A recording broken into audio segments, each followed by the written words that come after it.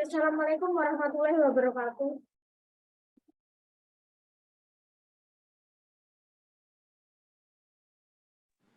Waalaikumsalam Waalaikumsalam warahmatullahi warahmatullahi wabarakatuh. wabarakatuh. Okay, thank you very much for joining this class today. Terima kasih yang sudah join pada hari ini. Jadi untuk pertemuan kali ini kita by online ya. Jadi karena memang kondisi dan cuaca juga tidak mendukung, jadi kita by online. Barangkali nanti suara saya mungkin kurang terdengar jelas. Nanti silahkan untuk disampaikan via chat ya, karena di tempat saya itu hujan tuh deras banget gitu ya. Nah, jadi semoga juga tidak mengurangi semangat kita ya untuk kuliah. Nah, pada hari ini kita akan lanjutkan untuk materi kita. Jadi di minggu kemarin itu kan kita sudah membahas tentang TOEFL ya, terutama di bagian structure and written expression di skill 1 sampai 3. Di minggu kemarin kita sudah sempat singgung di via Zoom ya, sama via YouTube ya. Nah, jadi bahwa pada intinya setiap skill itu pasti berkaitan ya, apalagi untuk yang di pertemuan kemarin di skill 1, skill 2 dan skill 3 itu memang saling berkaitan, bahwa intinya kalau di dalam SWE TOEFL itu adalah yang penting kalimat itu terdiri dari subjek dan predikat. Nah, itu yang paling penting. Jadi, kalau di dalam sebuah kalimat, entah itu mungkin di dalam soal gitu ya, kalau mungkin kita berbicara di dalam soal itu minim, kita harus tahu mana subjeknya, mana verbnya, atau mana subjeknya, mana predikatnya. Nah, itu yang paling penting, karena kalau biasanya di seputar TOEFL itu mungkin ada soal yang dalam artian itu dia tidak ada subjek, maka kita mencari subjek, atau di dalam soal itu dia nggak ada verb. Nah, berarti kita disuruh mencari verb ya, atau predikat. Nah, atau setidaknya di dalam soal itu gitu ya, di situ sudah ada subjek, sudah ada verb, cuma mungkin verbnya itu kurang dalam artian gitu ya, dalam artian itu verbnya kurang lengkap. Nah, jadi itu memang cukup harus diperhatikan. Nah, terus kemarin itu kita juga sudah bahas tentang skill 2 sama skill 3, bahwa intinya di skill 2 dan skill 3 itu ada yang namanya sistemnya kayak pengecoh gitu ya. Pengecoh di sini dalam artian bahwa subjek dan verb itu seharusnya kan dia jejer gitu ya. Subjek dan verb itu dia seharusnya jejer. Nah, cuma gitu ya,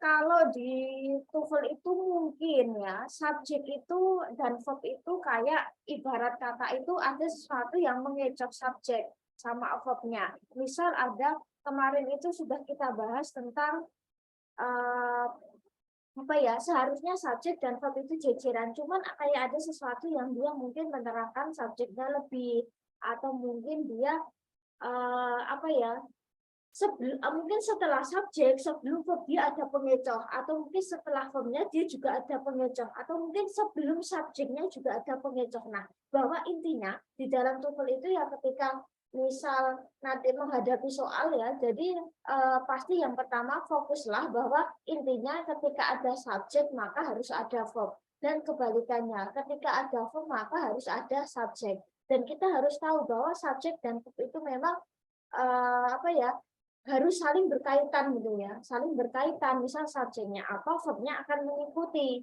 ya. Misal apa ya, misal subjeknya adalah I we they, maka mungkin verbnya adalah a misal ya. Kalau misal subjeknya I menggunakan am, kalau she it menggunakan is, misal seperti itu. Atau misal kalau misal di past tense misal gitu ya, di past tense kalau misal subjeknya adalah I, you, we sama they, maka to be-nya adalah were. Tapi kalau misal subjeknya adalah I, she, he sama it menggunakan was. Nah, jadi prinsipnya seperti itu. Jadi apa ya, subjek dan verb akan selalu mengikuti gitu ya. Dan ini juga biasanya cukup berkaitan dengan yang namanya tenses gitu ya. Jadi misal subjek dan verb itu memang cukup terkait dengan tenses, tergantung dari tensesnya, maka subjek dan verbnya akan mengikuti ya. Misal kalau kita menggunakan simple present tense misalnya, kalau misal kita menggunakan simple present tense, maka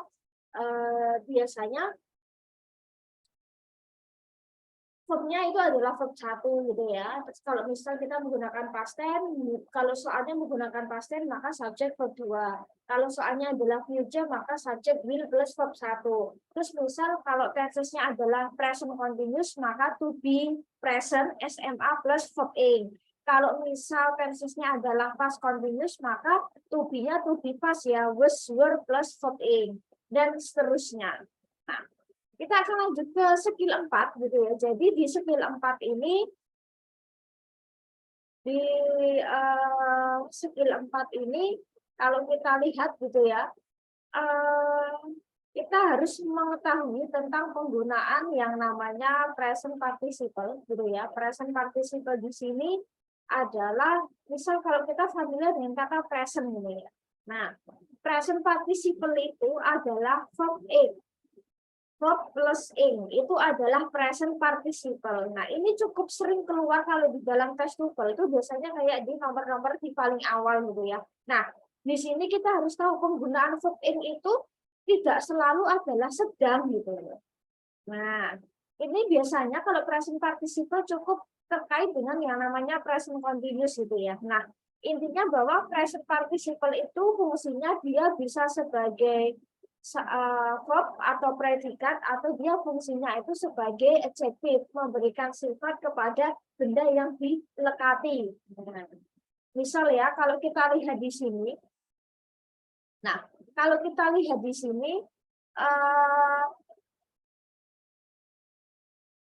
ya misal kalau kita lihat di sini bahwa biasanya kalau kita misal verb ing itu kan mungkin kita cenderungnya bahwa dia adalah present continuous gitu ya. Padahal ya tidak selalu bahwa kalau misal ya bahwa ya tidak selalu. Oh kalau misal verb ing itu selalu present continuous gitu ya. Nah kita kembali kalau kalian masih ingat kalau ada rumus present continuous itu kan depannya ada to be ya, to be plus verb ing kan, to be SMA plus verb ing. Nah kalau present participle itu just verb ing. Nah, yang artinya biasanya bukan sedang titik-titik gitu ya. Nah, misal ya, biasanya verb ing ini nempel sama noun. Noun itu mungkin bisa benda mati ataupun benda hidup gitu ya. Nah, di sini, kalau kita lihat di sini ya, semilingual misalnya, present participle-nya adalah semilingual, ada verb ing plus noun, kata benda yang dilekati. Nah, semilingual sama artinya adalah girl who smiles ya. Jadi smiling girl, gadis yang sedang tersenyum atau gadis yang tersenyum. Nah, itu similar meaning, dia punya makna yang sama ya. Smiling girl sama mungkin the girl is smiling, itu intinya sama. Ya, kalau the girl is smiling itu adalah present continuous, kalau smiling girl itu adalah yaitu present participle-nya itu. Maksudnya adalah gadis yang sedang tersenyum. Nah, tapi biasanya fungsinya ini adalah sebagai subjek, smiling girl. Nah, mungkin kalau masih ingat di pertemuan pertama, kalau subjek itu kan tidak melulu hanya A, U, W, B, C, D, E, tapi dia kan lebih luas dari situ ya.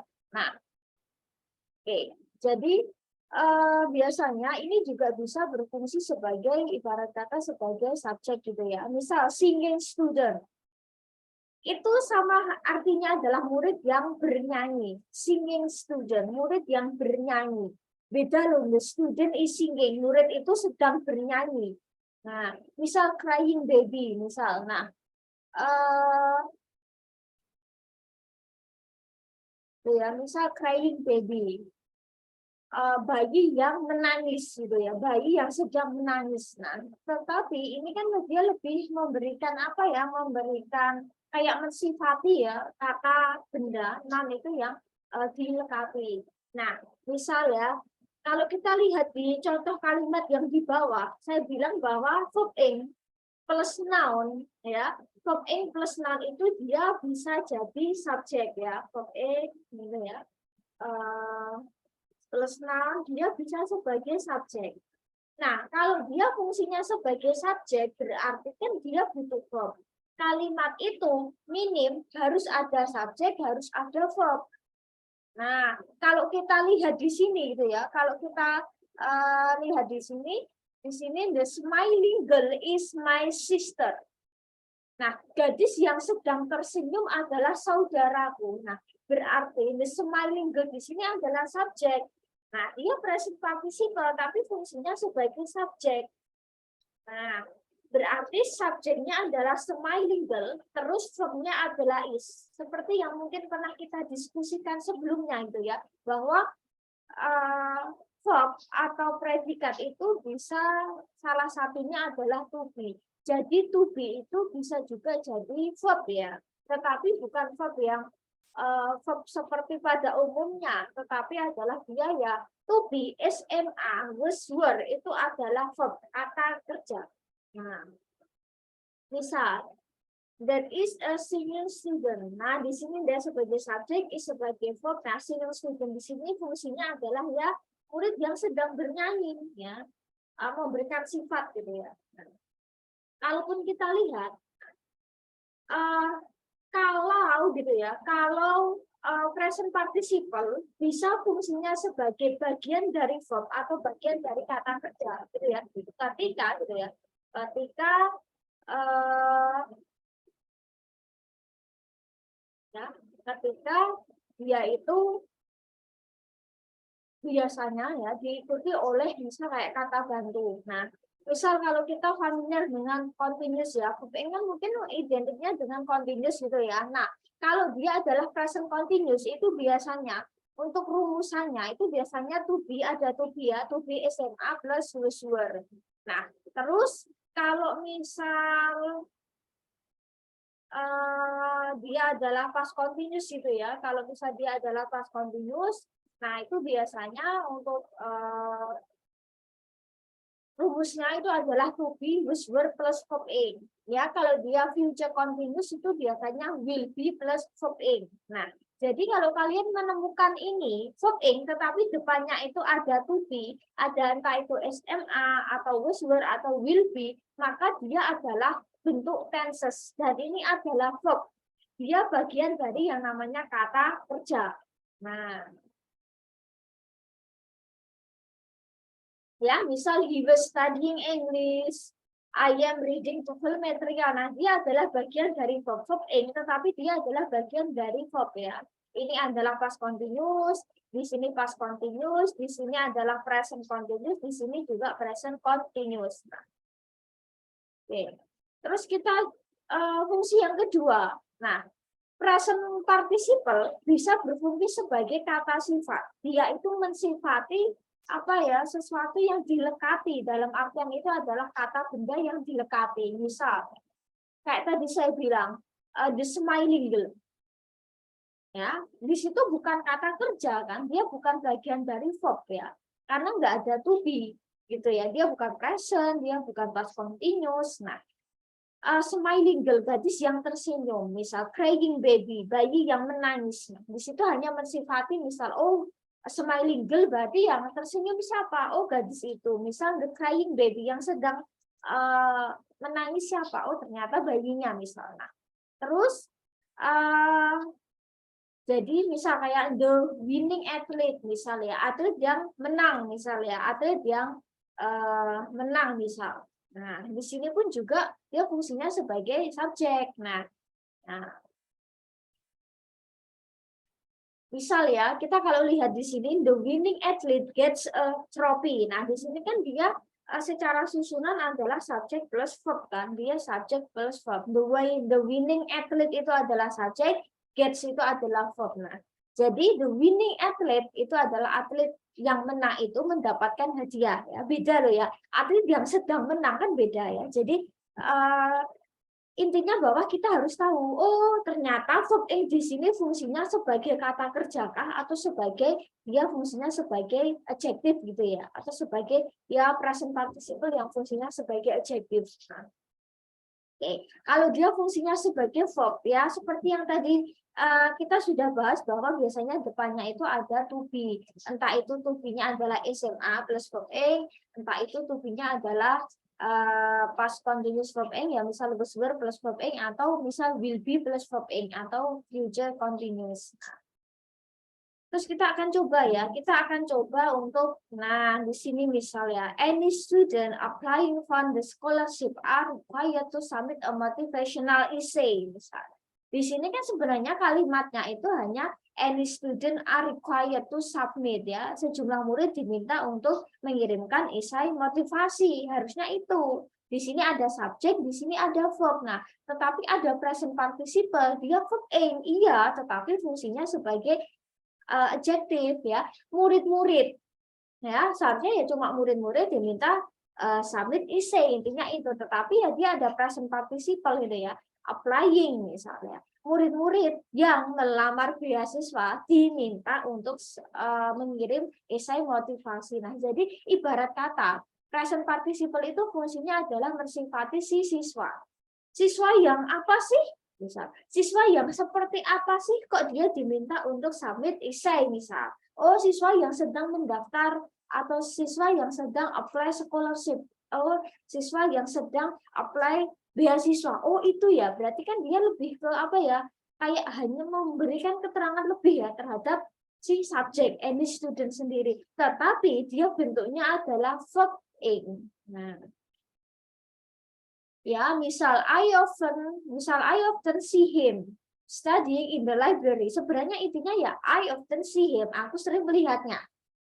Ya, melihatnya. Aku sering melihatnya pas apa? Misal, oh pas studying in the library. Oh, sedang belajar di perpus ya. Aku sering melihatnya belajar di perpus. Oh, berarti dia itu siapa? Oh, dia yang belajar di perpus misal. Atau misal, Miss Tira. Sebenarnya intinya adalah Miss Tira is clever misal ya, Miss Tira pinter misalnya. Nah, di situ ada keterangan lagi verb ing, menggunakan verb ing yang artinya bukan dia kata kerja ya, tapi Miss Tira yang mengajar bahasa Inggris itu pandai misal gitu ya. Jadi fungsinya ini juga bisa sebagai kayak dia kayak memberikan keterangan lebih ya pada si subjek. Terus kalaupun kita lihat contoh di sini, nah, di sini kan berbeda kan. Kalau di sini misal the boy is standing in the corner. Di sini sebagai subjek, is standing itu adalah to be ya. Ada to be plus verb ing-nya, maka di sini adalah present continuous ya, karena rumusnya to be plus verb ing. Tetapi kalau kita lihat di sini the boy standing in the corner was naughty misalnya.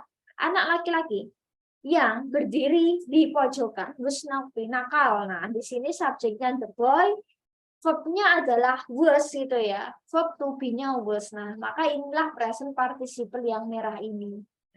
Jadi intinya pahami dulu. Kalau misal kalian menemukan verb ing, dipahami apakah dia memang bagian dari tenses yang dia masih membutuhkan SMA plus verb ing, atau was were plus verb ing, atau will be plus verb ing, atau dia adalah fungsinya ya hanya sebagai mensifati.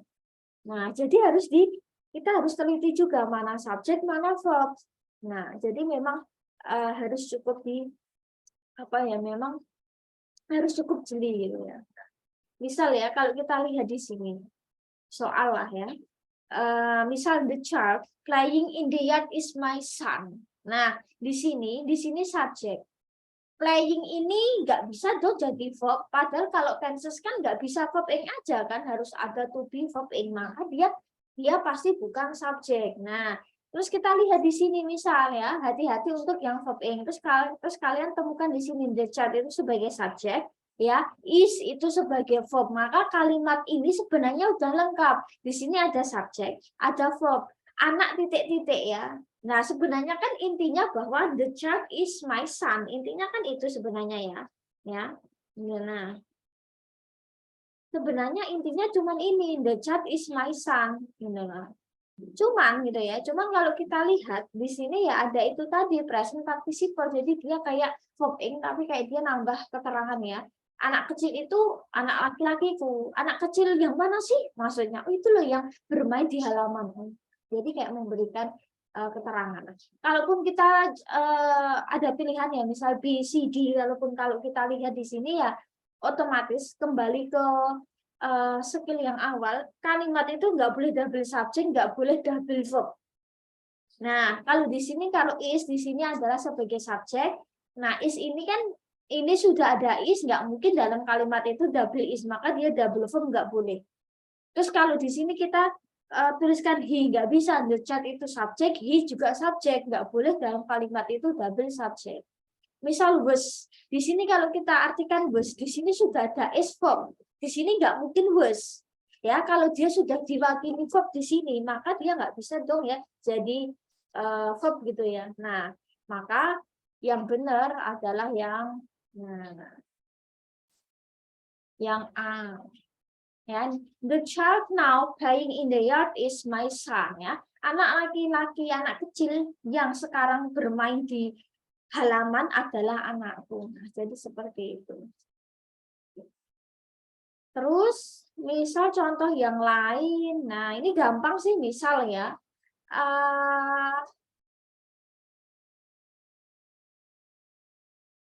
Jadi contohnya seperti itu ya. Misal we see the girl, ya. Nah, jadi seperti itulah. Nanti bisa dibaca sendiri. Terus kita akan ke yang kelima gitu ya. Kita akan ke skill 5.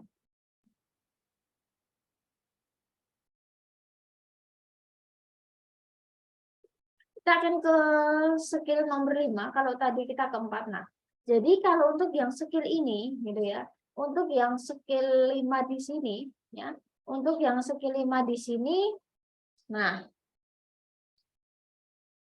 kalau tadi fokus pada present participle ya, maka kalau untuk yang sini itu adalah kita diminta untuk fokus kepada past participle. Kalau tadi present participle itu menggunakan ibarat kata menggunakan verb ing gitu ya.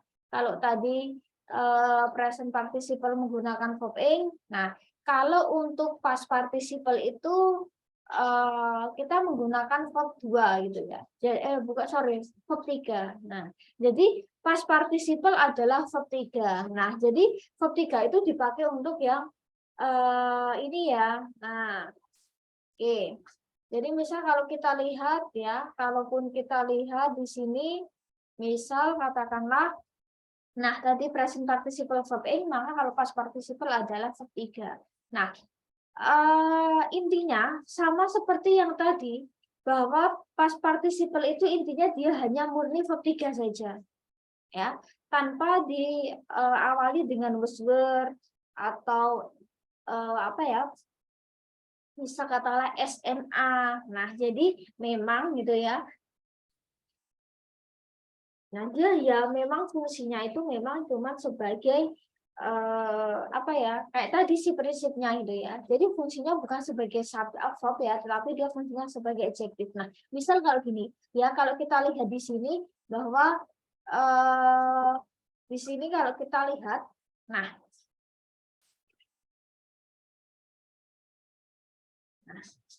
oke.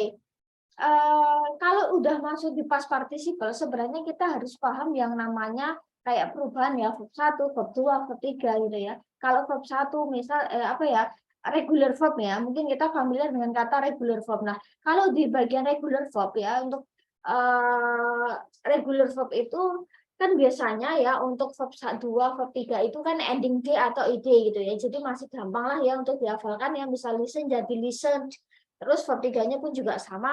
Terus misal katakanlah irregular, kalau irregular verb kan itu sesuatu yang acak gitu ya, dalam artian tidak beraturan, Nah, tidak beraturan di sini dalam artian antara verb 1, 2, 3 itu biasanya berbeda gitu ya. Entah itu secara tulisan, entah itu secara tanda apa ya, cara membaca itu biasanya cukup berbeda gitu ya. Kalau tadi regular biasanya identik dengan ending D atau ed ya, kalau irregular itu ya dia acak ya, misal it jadi eaten, see saw jadi seen, misal ya take took jadi taken dan seterusnya. Nah, ini biasanya memang kuncinya harus hafalan. Nah, prinsipnya sama sih seperti yang tadi sudah pernah kita singgung saat di present participle gitu ya, bahwa intinya gitu ya, intinya bahwa dia bisa ya, present past participle itu bisa menjadi bagian apa ya, bisa jadi salah satu bagian dari verb ya. Nah, biasanya kalau kalian familiar dengan kayak kata pasif gitu ya, kalau mungkin dulu bahasa Inggris 2 sama saya,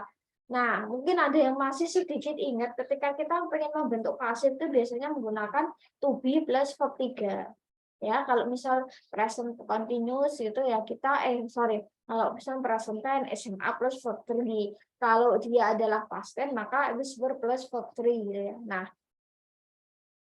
oke, jadi fungsinya yang pertama dia bisa menjadi seperti apa ya? Bagian dari kata kerja itu ya. Nah, jadi dia bisa menjadi bagian dari kata kerja di situ. Nah, misal kalau kalian itu di present tense misal ya, biasanya adalah kalau kalian menemukan apa ya? To be SMA plus verb 3, maka dia adalah pasif gitu ya. Nah, terus kalau misal kalian menemukan to be was were plus verb 3, maka dia juga pasif, pasifnya past tense ya. Terus misal kalau kalian menemukan kata will plus be plus verb 3, maka dia adalah pasifnya dari future. Nah, terus kalau kalian menemukan to be plus being plus verb 3, maka dia adalah pasifnya present continuous tense ya. To be-nya ya to be SMA ya. Nah, oke. Dia adalah pasifnya dari present continue apa ya? Present continuous. Kalau misal kalian menemukan to be-nya adalah was were plus apa ya? Being plus verb 3, maka dia adalah pasifnya dari past continuous ya. Kalau kalian ketemu dengan have atau has plus been plus verb 3, maka dia adalah pasifnya present perfect. Nah, dan seperti itu ya. Nah, terus oke, satu lagi tambahan ya, belum ya. Oke. Terus kalau misal kalian menemukan ya ini past perfect ya, biasanya kalau identik dengan subjek had plus verb 3 plus objek, pasifnya itu biasanya had. Nah,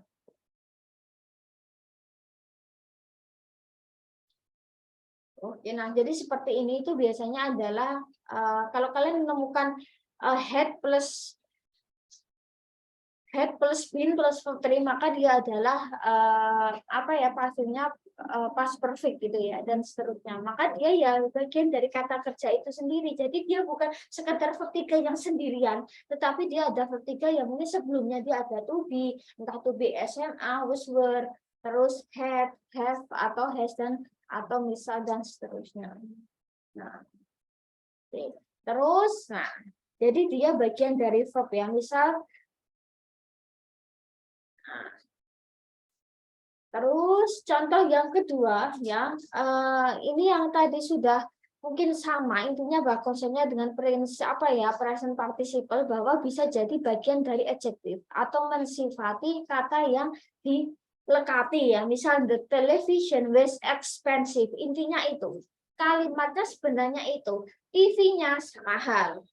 Di sini sebagai subjek, di sini ada was, di sini ada subjek dan verb sebenarnya, subjek dan predikat. Nah, cuman di sini ada kayak pengecoh. Pengecohnya di sini adalah past participle. Kalau tadi adalah misal menggunakan verb ing ya, yang dia artinya itu menjelaskan dengan subjeknya. Kalau di sini itu menggunakan verb 3 ya, misal TV yang telah dibeli kemarin itu mahal. Nah, jadi di sini dia, nah ya, ini biasanya kalau dia fungsinya sebagai sifat itu biasanya sering diletakkan setelah subjek, atau misal di sini yang paling bawah, the poem written by Paul appeared in the magazine, misalnya puisi yang ditulis oleh Paul muncul di majalah. Nah, sebenarnya intinya adalah puisi muncul di majalah. Intinya adalah itu sebenarnya. Cuman ya, ini dikasih past participle yang tujuannya adalah untuk ya kayak menjelaskan si subjek gitu ya. Puisi Paul ya, atau puisi muncul di majalah. Puisi siapa sih? Itu loh puisi yang udah ditulis Paul. Nah, jadi kayak dia memberikan keterangan lebih gitu ya. Nah, terus ini ya. Terus misal soal. Di sini pun kalau kita lihat ya, misal ada satu soal, misal the bread bla bla bla baked this morning smelled delicious. Roti, nah, dipanggang pagi ini tercium sangat enak. Nah, di sini the bread adalah subjek, di sini verb. Maka ya berarti di sini adalah past participle-nya di sini. Kalau kita tulis dengan kata has atau was nggak bisa. berarti kan double verb. Sementara ini adalah verb, di sini ada has atau was. Maka dia double verb kan nggak boleh. Kalau C, the bread, it, misal di sini nggak bisa, the bread itu subjek, it itu subjek, nggak boleh double subjek. Maka yang benar adalah yang D, just, dia netral. Roti yang baru saja dipanggang pagi ini itu terciumnya sangat enak. Ya, seperti itu. Jadi intinya bahwa present participle ya intinya bahwa dia verb ing tanpa imbuhan to be atau kata-kata sebelumnya. Terus kalau di past participle itu intinya adalah yang digunakan adalah verb 3. Nah, yang digunakan adalah verb 3. Nah, verb 3 di sini itu ya sama hanya kayak tadi present participle, dia tanpa diikuti oleh to be sebelumnya, entah itu were atau SMA ya, misalnya intinya ya dia tanpa diikuti oleh kata di depannya itu ya. Nah, itu adalah present sama past participle. Nah, kita akan ke sini. Nah, jadi kalau kita ke skill 6. Nah, untuk yang skill 6 gitu ya. Intinya bahwa kita fokus kepada yang namanya adalah kata hubung ya. Jadi untuk skill 6 itu adalah kita fokusnya kepada kata hubung. Nah, kata hubung di sini adalah mungkin bisa kita familiar dengan kata konektor gitu ya. Nah, intinya bahwa kalau konektor itu kita harus tahu bagaimana penggunaan ini. Nah, misal kayak coordinate konektor itu intinya bahwa kata hubungnya misalkan gitu ya, kata and dan, but itu tapi, or itu atau ya, terus so sehingga jadi. Nah, nor sama ya itu jarang kepakai, jadi kita nggak perlu bahas. Jadi bagaimana kita bisa gitu ya menggunakan atau mungkin ibarat kata fill in the blank, kata hubung yang sesuai dengan konteks kalimatnya. Nah, jadi untuk soal yang jenis ini itu biasanya gitu. Jadi ada satu kalimat di situ di mana butuh penghubung, jadi kayak kita itu mencari kata hubung atau penghubung yang tepat di sana. Nah, misal kalau kita lihat di sini, ya, misal kalau n itu harus setara ya, dan itu setara ya, misal mom is cooking and dad is working in the garden misalnya, ibu memasak dan ayah sedang bekerja di kebun. Misal Tom is singing and Paul is dancing, Paul itu sedang bernyanyi dan Paul itu sedang menari. Nah, jadi sama-sama harus setara, sebelum dan sesudahnya dia harus setara. Misal Tom is tall but Paul is short ya. Tom itu tinggi tapi Paulnya enggak misal. Dan kalau but itu biasanya identik dengan apa ya namanya ya? Sesuatu yang bertentangan ya. Kalau n itu harus setara dan titik-titik dia harus setara. Kalau but itu sesuatu yang kayak ibarat kata kayak jadi pertentangan. Jadi pertentangan di sini dalam artian itu adalah misal kontras gitu ya. Ya, kontras misal Tom tinggi tapi Paul pendek. Nah, jadi kayak sesuatu yang kayak jadi kayak antonim gitu ya. Terus nomor 4 or itu lebih ke pilihan, choice ya, pilihan. Misal kalau kita pengen misal aku pilih makan ini atau ini misal. Jadi biasanya jadi dengan choice atau pilihan ya. Nah, terus kalau so itu kayak sebab akibat ya, misal Tom told a joke, misal, so Paul laughed. Nah, misal, jadi Tom itu lagi memainkan joke dalam artian itu dia sedang memberikan guyonan, misalnya memberikan guyonan, lalu Paul atau sehingga Paul tertawa. Jadi kayak ada sebab akibat ya. Misal Tom is tired, so he sleeps. Misal Tom itu lelah sehingga dia tidur. Nah, misal you are sick. So you don't go to school. Kamu sakit sehingga nggak bisa pergi ke sekolah. Nah, jadi seperti itu. Nah, itu yang penting kalau di sini kita harus tahu bagaimana kapan kita menggunakan kata hubung yang sesuai ya dengan itu. Nah, kuncinya adalah ya udah kita pahami konteksnya. Nah,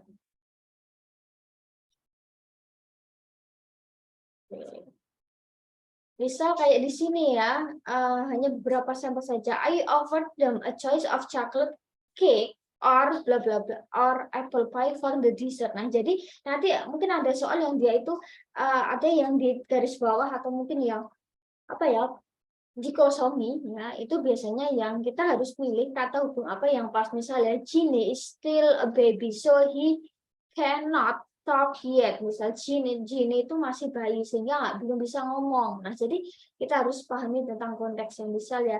They came to my house and they brought their young son. Mereka datang ke rumahku dan membawa anak laki-lakinya. Nah, jadi yang misal ya, vegetarians don't eat chicken at meat. Nah, orang vegetarian nggak makan daging ataupun ayam. So, sometimes they eat a little fish, tetapi mereka kadang makan ikan-ikan gitu ya. Nah, some of my cousins are vegetarian, so they don't eat meat. Ya, sejumlah saudaraku, ponakanku itu orang vegetarian, jadi mereka nggak makan daging. Nah, jadi kita harus ibarat kata memang harus paham gitu ya tentang ini. Nah, terus bahwa intinya ya udah nanti kalau ada kalimat kita harus pahami, oh kira-kira ini subjek dalam artian mungkin bukan subjek ya, kata hubung yang tepat yang mana, karena kalau sudah masuk ke kata hubung seperti ini itu biasanya memang kita nggak berbicara antara subjek dan verb, tetapi kita berbicara tentang yang namanya kesesuaian ya. Oh kira-kira misal ini kesesuaiannya itu menggunakan kata hubung yang mana misalnya, jadi seperti itu. Terus yang di sini ya, skill nomor 7, di sini skill nomor 7 ini penggunaan konektor juga, tetapi dia mungkin lebih kompleks ya. Kalau tadi konektor yang digunakan adalah kayak and, or, but, sama so. Kalau untuk yang selanjutnya itu ya kita paling nggak harus familiar dengan yang namanya konjungsi subordinating gitu ya. Kayak misal kata after, setelah, before, sebelum, although, even though, misal as if, seolah-olah, before, apa lagi ya, because, karena, because of, misal, so that, sehingga, apa lagi ya, sampai, misal, bahwa. Nah, seperti itu adalah konjungsi yang subordinating. Nah, jadi setidaknya kita harus paham juga since itu saja, misal ada kata for, selama, nah kita harus bisa gitu ya, bisa. Nah, intinya bahwa segala kata hubung, entah itu sebelum atau sesudahnya, itu pasti selalu ada subjek dan verb. Ya, entah itu kita mungkin kata hubung, subjek dan verb, atau subjek, verb plus kata hubung. Nah, biasanya sama hanya prinsipnya yang tadi. Jadi kalau ketika ada kata hubung, sebelum dan sesudahnya, dia harus ada subjek dan verb. Itu adalah wajib ain ya. Minimal itu seperti itu. Jadi meskipun kata hubung itu intinya sebelum ya, sebelum kata hubung dan setelah kata hubung, intinya bahwa susunannya itu harus subjek dan verb. Misal di sini kalau ada soal seperti ini, nah, di sini kita juga harus tahu subjeknya apa misal gitu ya. Nah, kalau misal di sini kita harus tahu subjeknya apa, verbnya apa misalnya. Di sini ada subjek, ada verb. Nah, di sini ya sebenarnya kalimatnya lengkap, cuman yang nggak ada adalah kata hubung. Nah, kita harus cari kira-kira kata hubung yang pas apa misal. Nah, apakah I misal? Nah, atau apakah because, apakah the train? Oke, itu memang apa ya kita harus menyesuaikan ya. Nah, terus jadi kira-kira mana yang pas itu ya? Apakah mau dikasih apa? Nah, jadi kita harus setidaknya tentang kata hubung itu kita harus tahu ya. Oh, misal ini artinya apa? Nah, ya seperti yang uh, tadi saya bilang ya, kata hubungnya kayak tadi misalnya meskipun, walaupun, since, sejak, for, selama, terus before, after, dan sebagainya. Terus kita akan ke sini yang skill nomor 8 mungkin ya. Nah, untuk yang skill nomor 8 intinya bahwa nah, ini pun juga sama sebenarnya. Untuk skill 678 intinya itu sama ya. Intinya itu sama dalam artian itu ya sama-sama ya penggunaan kata hubung ya. Tiga bab ini sebenarnya sama ya. Kalau tadi ya menggunakan tadi ya kata-kata yang tadi gitu ya. Nah, kalau yang bab ini sebenarnya sama. Misal mungkin kalian akan menemukan kayak kata hubung, itu misal kata if itu artinya jika. unless kecuali jika, whether apakah, although, even though, though, misal while itu. Nah, itu artinya walaupun, meskipun ya. Atau misal kalian menemukan kata while itu adalah artinya mungkin walaupun, sedangkan. Nah, whereas itu adalah dia sinonim dengan while, misal as ya, in that, sehingga, atau where, wherever, dimanapun, kapanpun misalnya, itu adalah ya kata hubung. Jadi kalau sudah masuk ke konektor, kita kadang nggak bisa niteni subjeknya mana, verbnya mana. Cuman yang intinya bahwa kita harus sesuaikan ya dengan kata hubung yang pas itu apa. Jadi seperti itu sih untuk skill ini.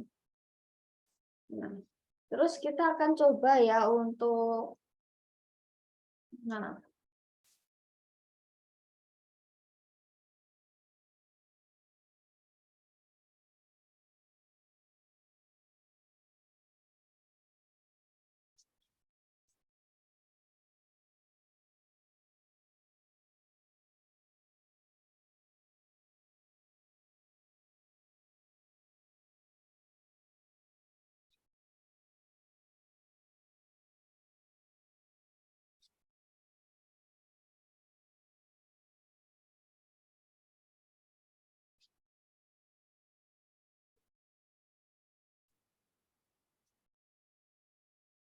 terus kita akan coba untuk skill berikutnya. Jadi mungkin kita main cepat aja, yang penting pokok-pokoknya saja, selebihnya tuh sebenarnya sudah ada di PowerPoint. Jadi nanti biar apa ya, kalian itu yang belajar sendiri gitu ya. Nah, karena tetap intinya bahwa juga kembali ke ini ya, kata hubung juga. Intinya emang nggak jauh-jauh dari situ sih.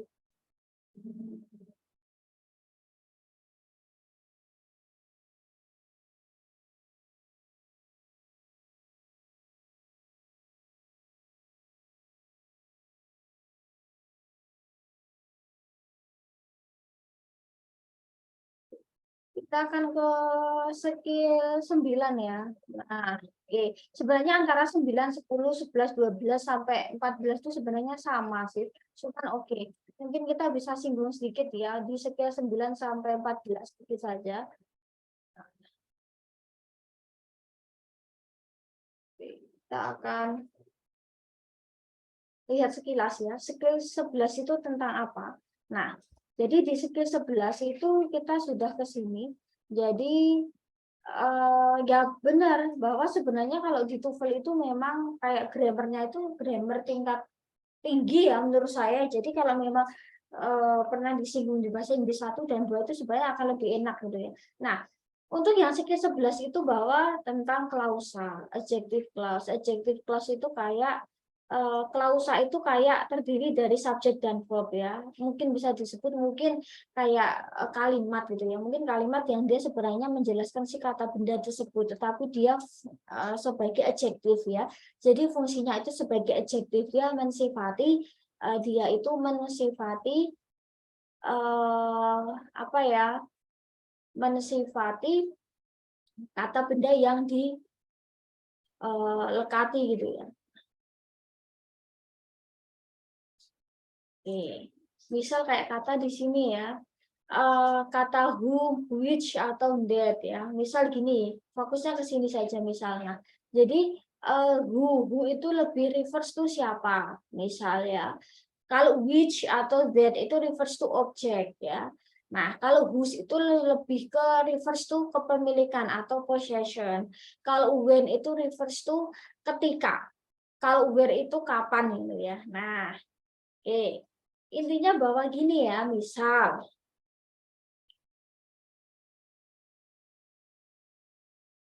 kalau who itu kan lebih ke subjek ya, lebih ke subjek atau lebih ke ya intinya bahwa mungkin ke subjek atau objek pronoun. Misal, that is the woman who bought my house. Itu adalah perempuan yang membeli rumahku. Jadi adjective clause itu bisa juga disebut relative clause. Mungkin bisa artinya itu yang ya, who. Misal, that is the woman itu adalah wanita yang membeli rumahku. Sebenarnya intinya kalimat itu adalah That is the woman itu adalah si wanita. Sebenarnya cuma kayak gitu aja gitu ya. Nah, sebenarnya fokusnya cuma ke situ. Itu adalah ibarat kata wanita. Cuman gitu ya. Cuman di sini wanita yang mana sih? Oh, wanita yang membeli rumahku. Nah, jadi seperti itu ya. Jadi apa ya?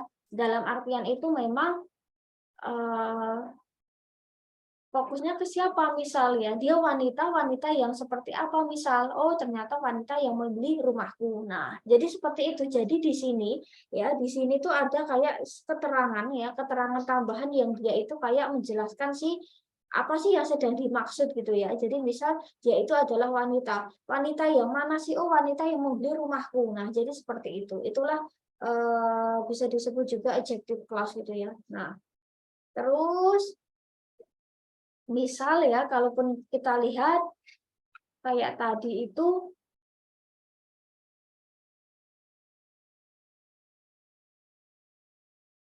nah, terus kalau kita lihat,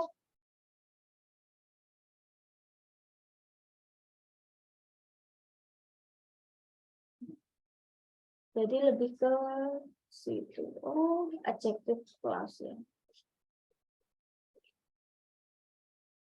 Oke, nah, jadi itu adalah wanita. Wanita yang mana sih? Oh, wanita who bought, yang membeli rumahku. Jadi mungkin bisa diartikan yang kali ya. Sebenarnya kalimatnya itu intinya bahwa itu adalah wanita. Wanita yang mana? Oh, wanita who bought my house. Nah, jadi yang artinya who bought my house itu menjelaskan. Dia ada kayak klausa atau sesuatu yang dia menjelaskan si wanita itu. Terus kalau yang bawah, which itu refers to. Nah, kalau who itu pasti seseorang ya. Who, misal who itu refers to seseorang, orang lah. Tapi kalau which itu biasanya fokus kepada hewan ataupun benda.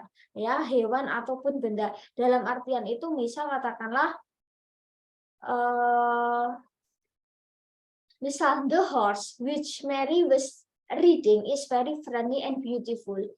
Kuda, sebenarnya intinya adalah kuda itu sangat ramah dan cantik misal. Sebenarnya cuma itu, the horse is very friendly and beautiful. Tetapi ada kayak keterangan lebih, misal kuda yang mana sih? Itu loh kuda yang Mary kendarai itu loh. Oh, berarti kayak dia memberikan apa ya namanya kayak keterangan lebih gitu ya terhadap subjek ya atau sesuatu yang ingin dimaksud. Nah, misal where itu refers to place, tempat ya. Misal we found the wood where I used to go. Aku menemukan ibarat kata tempat di mana aku biasanya pergi misalnya seperti itu. Jadi intinya ya bukan artinya where itu di mana rumahmu, bukan ke pertanyaan tapi lebih pernyataan. Aku tahu di mana rumahmu misal. Itu kan bukan pertanyaan tetapi pernyataan kan. Nah, seperti itu. Misal when. When itu misal kayak mengacu ke waktu ya misal. Aku tidak tahu kapan kamu datang misal. Di situ kan bukan juga pertanyaan ya, tetapi dia lebih ke pernyataan kan, misalnya aku tidak tahu kapan kamu datang. Sebenarnya intinya cuma pernyataan. Nah, misal I will never forget the day. Nah, aku sebenarnya nggak bisa lupa hari itu, hari yang mana, when I graduated, ketika aku wisuda misalnya. Jadi ya dia memberikan keterangan lebih, tetapi kaitan sama tempat gitu ya. Nah, terus kalau whose itu refers to possession atau kepemilikan ya, itu bisa ke orang, benda atau hewan. Misal the mother whose child is missing is very sad. Sebenarnya intinya kalimat itu cuma the mother whose, atau sebenarnya intinya the mother is very sad. Ibu itu sedih. Sedih kenapa? Whose child is missing. Oh, yang dia intinya wanita itu punya anak, ternyata anaknya hilang. Jadi itulah yang disebut adjective clause ya. Misal di sini ada soal the lady bla bla bla lives across the street is my aunt. Intinya kalimatnya itu kan cuman ini kan, the lady is my aunt. Ya, intinya cuman itu. Ya, gadis itu atau wanita itu bibiku. Lah bibi yang mana? Oh, ternyata kan kita fokusnya kepada si lady-nya ya. Oh, wanita itu bibiku. Bibi yang mana? Titik-titik tinggal di itu loh pinggir di seberang jalan. Nah, karena kita fokusnya the lady, maka kita pakainya who.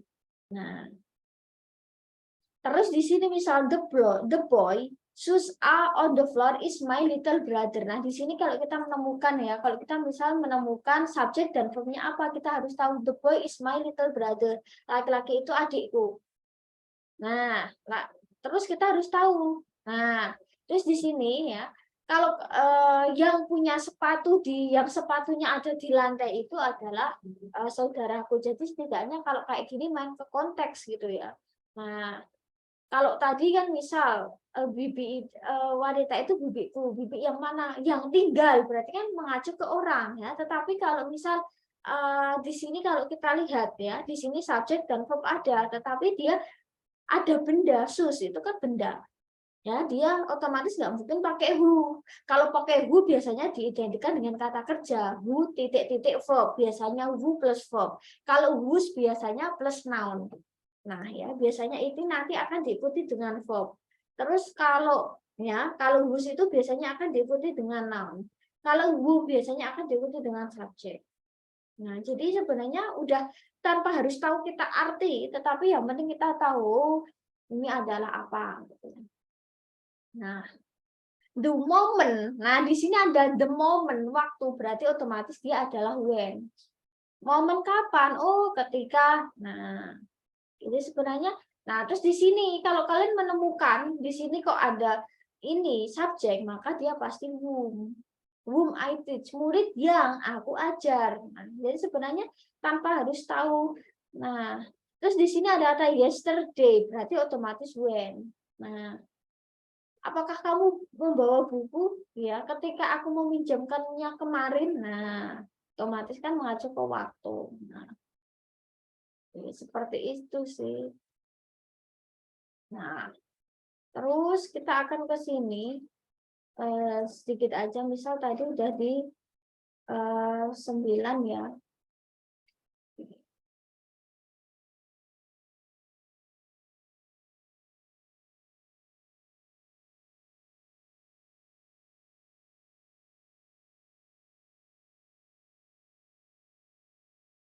Ya, kita mau sedikit ngacak ya. Nah, terus yang ini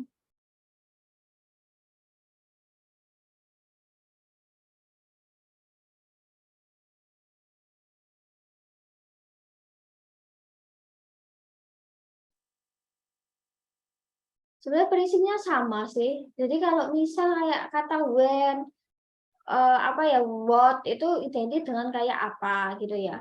Terus katakanlah kalau when itu ketika, where itu di mana, why itu kenapa, how itu bagaimana ya. Misal katakanlah kayak gini ya.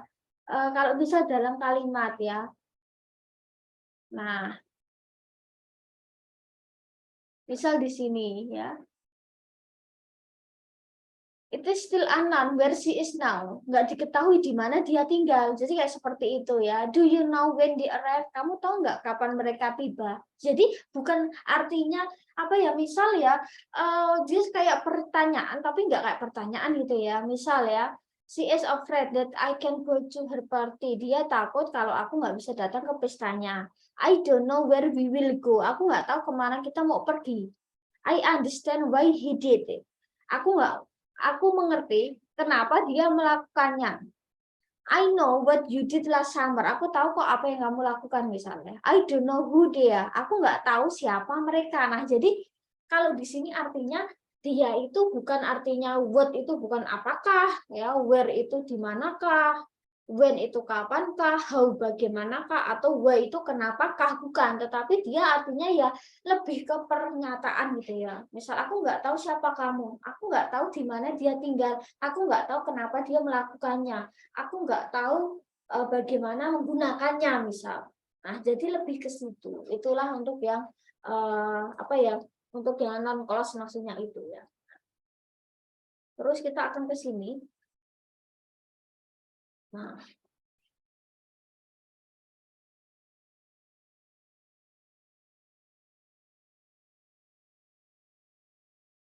oke, untuk yang selanjutnya sebenarnya sih sama ya, secara konsep tuh sama. Oke. Jadi intinya ya kita harus paham dalam artian ya memang kayak penggunaan itu ya, penggunaan eh, kayak what, when gitu ya. Dia nggak melulu hanya apa ya namanya ya, dia nggak melulu terkait dengan pertanyaan ya, tapi mungkin juga pernyataan. Nah, mungkin kita akan ke dua skill yang terakhir sedikit saja ya. Jadi biar ada bayangan. Nah, kan kalau di ini ya, kalau di apa ya namanya ya, kalau di TOEFL yang bagian SBE kan babnya ada 60. 60 bab kan nggak mungkin juga kita mau bahas langsung ya. Nah, jadi hanya sekedar tipis-tipis saja ya. Nah, jadi untuk yang skill 13 itu adalah gini, adjective clause yang dihilangkan. Ya, seperti yang tadi saya bilang, aku tidak tahu misalnya, aku tidak tahu siapa orang itu. Dia adalah wanita yang aku kenal, misal aku tidak tahu di mana dia tinggal, aku tidak tahu kapan mereka datang, aku tidak tahu kenapa alasannya, aku tidak tahu bagaimana menggunakannya. Nah, seperti itu. Nah, jadi gini, nah, di sini di materi ini kaitan sama yang barusan kita bahas. Jadi, konektornya kayak misal kata who, which, that itu dihilangkan. Nah, itu biasanya diganti dengan verb ing. Kalau sekilas tuh kayak tadi present participle ya. Nah, sekilas tuh sama, misal kayak gini. Nah, the student who always studies in the library is my friend. Murid yang selalu belajar di perpus itu temanku ya. Nah, ini kan sebenarnya intinya bahwa murid itu temanku. Murid yang mana? Murid itu loh yang selalu belajar. Nah, jadi kayak apa ya? Di ini itu sebenarnya yang megangnya tuh kayak menerangkan subjeknya. Murid itu temanku, intinya itu. Murid itu temanku. Murid yang mana sih itu loh yang selalu belajar di perpus. Nah, jadi kayak ada kayak keterangan tambahan gitu ya. Nah, terus sama halnya kayak misal gini, the student, kita bisa menggantinya dengan studying. The student always studying in the library is my friend. Intinya juga sebenarnya sama. The student is my friend. Murid itu temanku, murid yang mana itu loh yang always studying, yang dia terus-terusan belajar di perpustakaan. Jadi sebenarnya dia punya makna yang sama dengan kata who always studies dengan studying. Misal, the athlete who is carrying the ball is Miroslav Klose. Misal, the athlete is Miroslav. Misal, atlet itu namanya ini. Tetapi ada tambahannya who is carrying, yang sedang membawa. Ya, untuk penggunaan who, what, misalnya that itu boleh dihilangkan, tapi ya kita gunakan verb ing-nya. The athlete carrying the ball is Miroslav. Ya, atlet yang membawa, yang sedang membawa bola itu adalah Miroslav. Ini kan kembali yang tadi present participle ya. Jadi kalau kalian menemukan kata who is titik-titik who plus verb ing, maka atau who plus verb, maka dia bisa diganti verb ing. Intinya sama gitu loh. She is the woman who support me day and night. Jadi dia adalah wanita yang selalu mendukungku sepanjang hari. Nah, sama halnya makna dengan she is the woman supporting me day and night. Jadi dia adalah wanita yang memang selalu mendukungku di setiap waktu. Nah, jadi sebenarnya intinya sama. Jadi kalau kalian menemukan kata-kata who plus verb, ya, maka dia similar meaning dengan verb ing yang present participle ya. Nah, itu intinya sih itu. Nah,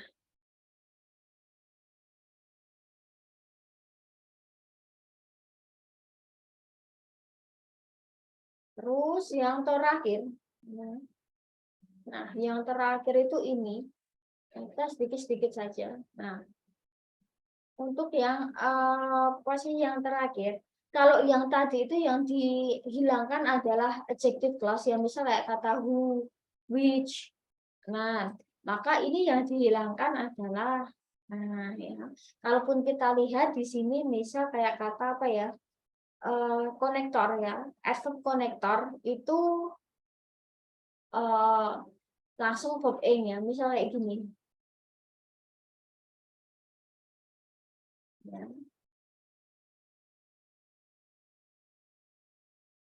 Misalnya, kalau di sini kita bisa menghilangkan kata hubung dalam artian misal, while I was walking down the beach, I saw a whale stranded.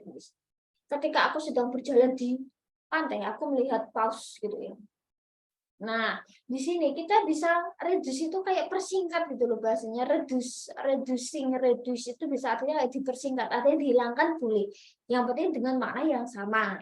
While walking down the beach, I saw a whale stranded. Nah, ya. Jadi di sini, ya di sini sama, dia prinsipnya kayak present participle ya. Jadi menggunakan verb ing tanpa subjek. While walking down the beach.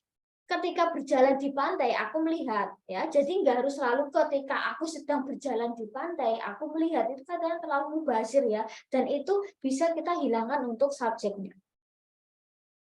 Ya. Nah, jadi seperti itu. Atau ya cara kedua, dihilangkan oleh kita menghilangkan kata hubungnya, misal berjalan di pantai. Aku melihat paus. Nah, jadi di sini masih menggunakan we, while di sini langsung verb ing. Nah, jadi kalau misal ada kalimat seperti ini, boleh ya kata hubung kita hilangkan ya, atau subjeknya kita hilangkan. Because he is a doctor, he know how to fix broken bone. Karena dia dokter, dia tahu bagaimana untuk bukan perbaiki ya, menangani tulang yang patah. Kita bisa hilangkan because being a doctor. Dikarenakan dia menjadi seorang dokter, dia tahu bagaimana mengatasi tulang yang patah. Nah, jadi di sini kita bisa menggunakan being ya. Nah, atau being a doctor, he know how to fix broken bone. Menjadi dokter, dia tahu bagaimana untuk menangani tulang yang patah. Nah, jadi kalau di sini itu memang kita bisa mereduce, dalam artian itu menghilangkan part-part yang sebenarnya nggak penting gitu ya, tapi dengan intinya bahwa sama. Itu adalah salah satu contoh ya. Nah, oke. Mungkin itu saja sih yang bisa saya sampaikan. Oke, jangan lupa untuk absen. Oke, saya sampai lupa.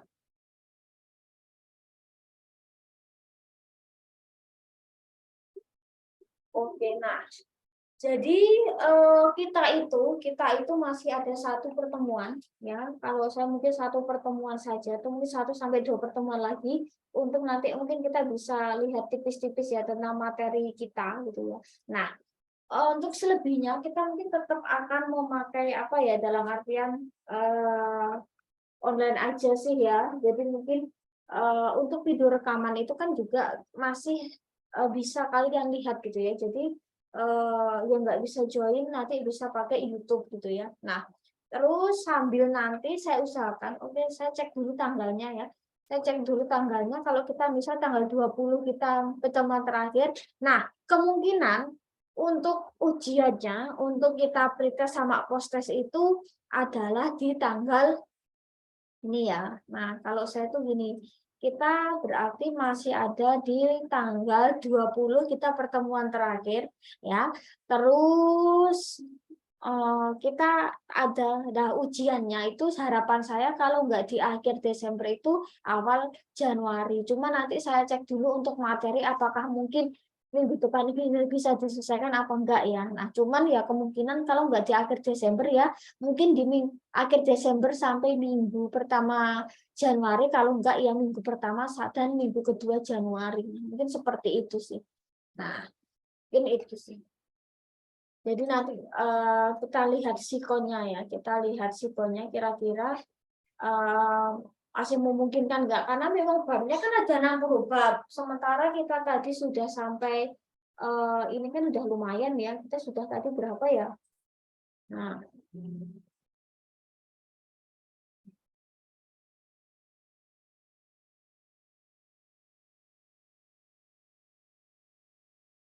itu udah lumayan lah ya, kita udah banyak ya, sampai berapa belas tadi ya, udah 15 ya. Nah, jadi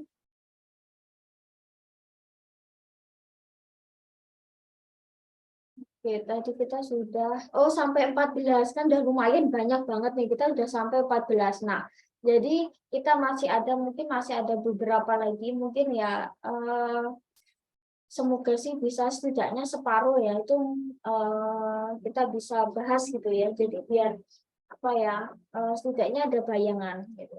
Ada bayangan seperti ini materinya. Oke. Terus, nah, sekilas saja untuk tesnya nanti kan saya nggak ada modelnya kayak UTS UAS, tetapi kita modelnya adalah kayak pretest sama post-test. Nah, kalau model seperti ini nanti ya sama, setiap tes pretest itu nanti ada listening, reading sama structure ya, terus post-testnya pun juga sama. Jadi ibarat kata ya, nanti tetap kalian kerjakan, misal di minggu pertama ini itu adalah pretest gitu ya. Terus di minggu kedua ada post-test, monggo terserah. Jadi intinya ketika kalian mengerjakan pretest sama post-test ya, nanti kita di luar nilai ya, misal ya. Yang penting kalau kalian ngerjakan nanti insya Allah untuk sertifikat partisipasi baru bisa saya cairkan. Jadi kalau memang kalian ngerjain, ya saya cairkan gitu ya. Nanti untuk masalah nilai, nanti mungkin kita bisa lihat, karena ini kan baru belajar ya, baru tahap belajar. Jadi otomatis untuk skor TOEFL mungkin belum bisa saya keluarkan gitu ya. Cuman ya kalau misal menghendaki nanti mungkin ya kita lihatlah nilainya kira-kira kalau memang kalian butuh ya nanti bisa per kelas saja nanti insya Allah saya buatkan, karena kadang nggak semua orang juga pakai sertifikat ya, karena memang mungkin udah pada kerja semua jadi mungkin kurang membutuhkan gitu ya, belum membutuhkan seperti itu sih. Oke, mungkin itu saja yang bisa saya sampaikan ya. Jadi kurang lebihnya saya mohon maaf. Kita ketemu di minggu depan ya. Oke, thank you very much for your attention. See you next week ya. Wassalamualaikum warahmatullahi wabarakatuh. Waalaikumsalam warahmatullahi wabarakatuh. Wabarakatuh. Thank you, Miss.